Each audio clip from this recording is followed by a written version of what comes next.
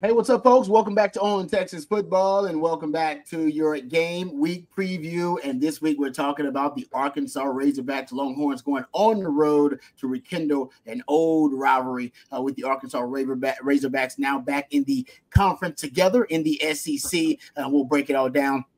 Before we get started, let me let you know that this episode of the game preview brought to you by good friends over at MyBookie. Make sure you're in the game with MyBookie. Play any matchup, hundreds of college player props, and more. We'll give you some more details about MyBookie here in just a second. But we're going to break down the Texas-Arkansas matchup for you here.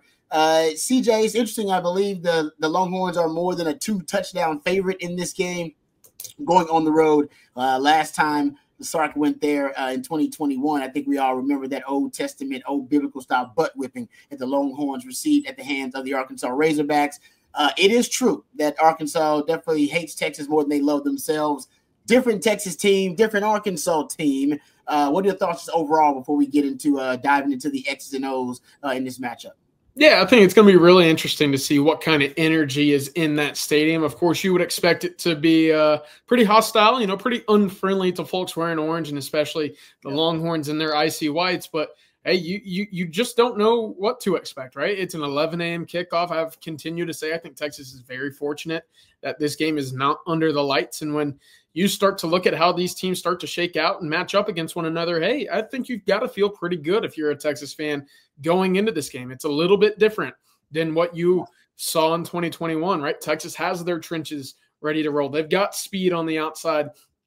Quinn Ewers has played well on big road games before in his career. And, hey, with the way that these two teams have played recently, with Texas coming off of that big win against Florida with the offense rolling, Quinn looking good in the pocket, and Arkansas looking like, hey, anybody can throw for 304 touchdowns against them. You got to feel good if you're a Texas fan.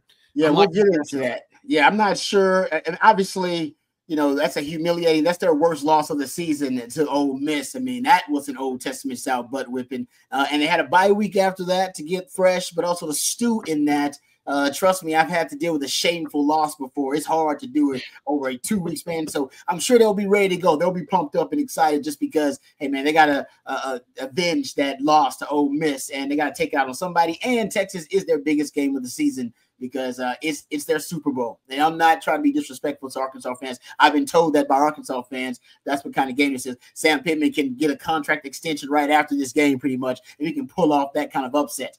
We'll get into it in just a second here, but first let me thank our sponsors once again, our friends over at MyBookie. With all the excitement of this season, make sure you're in the game with MyBookie. Bet any matchup, hundreds of college player props, and take advantage of weekly risk-free bets. The best part is you can do it all anytime, anywhere, straight from your phone. Visit mybookie.ag and use the promo code on Texas to get started. And when you use that promo code on Texas, they're going to hook you up. I'll tell you about that in just a second. But it's also MyBookie's 10-year anniversary, and they're rolling out the red carpet for each and every one of you.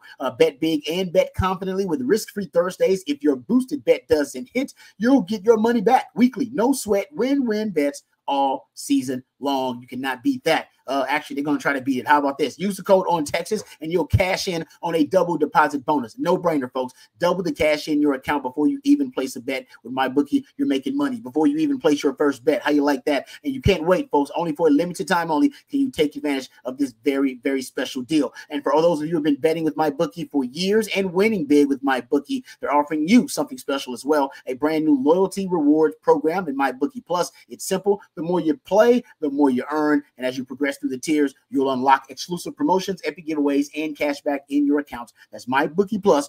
Go check out mybookie.ag, and remember to use the code on Texas, and you'll get that double deposit bonus for them also at MyBookie. So we appreciate them sponsoring our game week preview. All right, let's get right into it, CJ. Let's start with the Arkansas offense, because I don't think Longhorn fans are giving enough respect to the Arkansas offense. That Arkansas offense is explosive. And I was a little surprised. I mean, you watch them, and they look like an explosive offense, but even some of the stats are a little bit mind-blowing as well. This is a top 5 offense in college football. If you're talking about explosive plays of 10 and 20 yards. They get chunky yardage plays, but good enough for Texas. They are going up against defense for Texas that actually is the best defense in the country at limiting explosive plays. They've allowed the fewest 10+ yard plays and 20+ yard plays on the season. Something's got to give here. What are your thoughts about the Arkansas offense going up against the best defense in the country statistically? Yeah, this will be a really interesting game for Texas. How sound can you play, especially in the run game? That's going to be key. I look at the edges to say, again, they're going to be tested. We talked about it with Alex Orji against Michigan. You didn't see a whole lot of him. You saw Michael Hawkins. They moved the pocket a whole lot. How consistent and how much integrity can you have from those edges to contain him? Texas had 5 or 6 sacks against Oklahoma. Michael Van Buren, I know it was his first career start, but another mobile quarterback. Texas had 5 or 6 sacks against Mississippi State.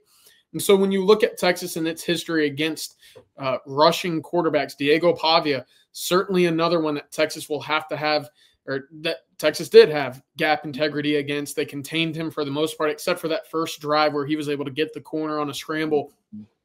That's the entire importance about this game in Taylon Green, because Braylon Russell at all 255, 260 pounds, he's going to be a force running between the tackle. Jaquindon Jackson, another physical runner. But Taylon Green's the guy that cannot hurt you, because if he does, that opens up everything in that run game, and that's not what you want to deal with if you're the Texas defense right now. Yeah, he's dangerous. They love to move him on some play-action bootlegs, give him the option to run or to throw. He's among the top 5 in the Power 4 in quarterbacks rushing with quarterback rushing yards. He's explosive, and he's really actually a way more skilled passer than people give him credit for. These are Pro Football Focus numbers, and I was a little surprised. They have him on as 12th in passing grade. Wow. In the Power 4. Yeah, 84. They have on 10+ yard passes. He's 15th in the country in passing grade. I was a little surprised by that too, but it does track with the numbers about the explosive play rate and how they get a lot of chunk yardage plays. And I found, I'm with you about the edges too. I was just doing some research. First of all, they love getting to the edge, whether that be on the outside zone, the off tackle play. Hell, they'll just go old school toss sweep on you. Yeah. Like really, they'll go old school toss sweep. And when they're hitting the D gaps, we're talking about outside those tight ends. So we're talking about the D gap. This is where all the explosive plays come from, CJ. If you go look at the rushes, or at least the gaps with the most 10-yard runs, it's the D gap.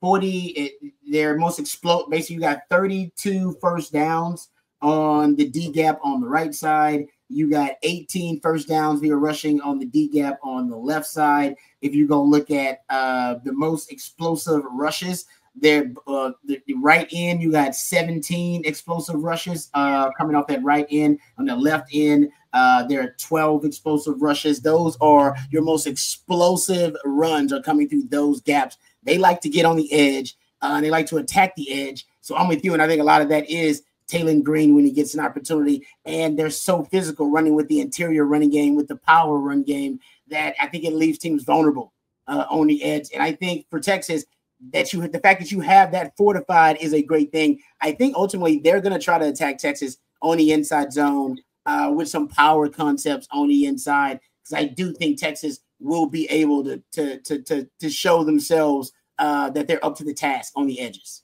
Yeah, it almost feels like this Arkansas offense has a page out of that Tom Herman, Sam Ehlinger kind of offense with Taylon Green specifically. They do run power quarterback to the left and to the right. They don't do it so much up the middle, but they use a lead blocker like Braylon Russell or Jaquindon Jackson almost as a fullback in its own right for Taylon Green. He has 89 rush attempts on the season this year. Rod, to your point, 44 of those, so that's 49%.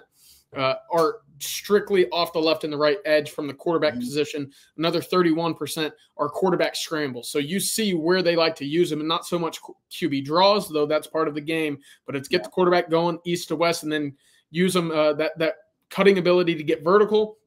And then with about a third of his carries or so are scrambles. So Texas, Anthony Hill, Leonga Lafau, David Dendo, whoever's in at the middle of the field will have to keep eyes on the quarterback again this weekend. Yeah, no doubt about it. There was some concern about an injury that he had sustained in the last game against Ole Miss, but according to Sam Pittman, he practiced all week long during their bye week, and he should be ready to go. Is still some concern about the Jaquindon Jackson availability as well, but something tells me a guy that used to play at Texas, he's going to play too. Yeah, he's going to be out there. Yeah, I feel like he's going to be out there. This is the most explosive offense that Texas has faced, and it's the best wide receiver I think they faced as well. Andrew Armstrong, this guy's an NFL wide receiver. This guy's got a Sunday skill set, right? Rod, he's my favorite wide receiver in the SEC, and I think that might be a little crazy to say when you look at Trey Harris at Ole Miss, you look at Luther Burden over at Missouri. Texas wide receivers. Yeah, exactly. Ryan Wingo, Isaiah Bond, Matthew Golden. I could go on and on with how many talented wide receivers there are in the conference. And hey, I'm looking at Andrew Armstrong right now saying I kind of like what he does a little bit more than everybody else. But listen, he's going to be a heck of a test for Jahdae Barron and Manny Muhammad. And you might be saying, yeah, but he doesn't score a lot of touchdowns. And you'd be right. He only has 1 touchdown on the year, but he's got 55 receptions. He's north of 890 receiving yards. He's 6'4", Rod, and he can move a little bit after the catch as well. He creates missed tackles after the catch. He's top 5 in the conference in missed tackles after the catch. So what he can do for Arkansas is really, really spectacular. The question is, where else do they go for option 2 and 3? Is it Tesla, the slot receiver? Is it Luke Haas, the tight end? They've got some weapons, not so many top-tier guys like an Andrew Armstrong. The other thing, we talked about it early in the week, Rod, how many times will you see Armstrong move throughout this formation? The answer is not too much, right? He's only on the outside for the most part. About 91% of his snaps come on either the outside to the right, outside to the left. Only 9% of his snaps come inside the slot. So you won't see a lot of Jalen Gilbo on him. You won't see a lot of Michael Taff or Andrew Makuba that much. But those cornerbacks are in for a test. And the other thing I wanted to mention, Arkansas loves to pound the rock inside the red zone. They don't throw it a whole lot. On the year, they got 39 touchdowns. 27 of them are from a running play. Wow. 12 of them come in the pass. So, again, that's why you see those numbers for Andrew Armstrong saying only one receiving touchdown. But, hey, he's a big part of their offense. Every single game this year, Rod, last note, 8 targets or more in every single game right now for Andrew Armstrong. They're going to try to get him the rock early and often. I totally agree. And, man, it would be a shame if they don't move him around. Just schematically, why the hell would you work harder, not smarter, and have him lined up against Jahdae Barron, who is considered by some to be the best corner in the country right now, and then Malik Muhammad? That's the best cornerback duo right now in the country. I'm not saying that Jalen Gilbo or the Texas safeties are scrubs or anything either. They're playing at a really high level. But to me, you got a better chance of getting a matchup advantage against them than against Jahdae Barron or Malik Muhammad. Yeah. So he hadn't been in the slot. I think the number is the most slot reps he's had in the game is 7. Yeah. If I'm Petrino in this game, I think this is the game where you get to double-digit slot reps.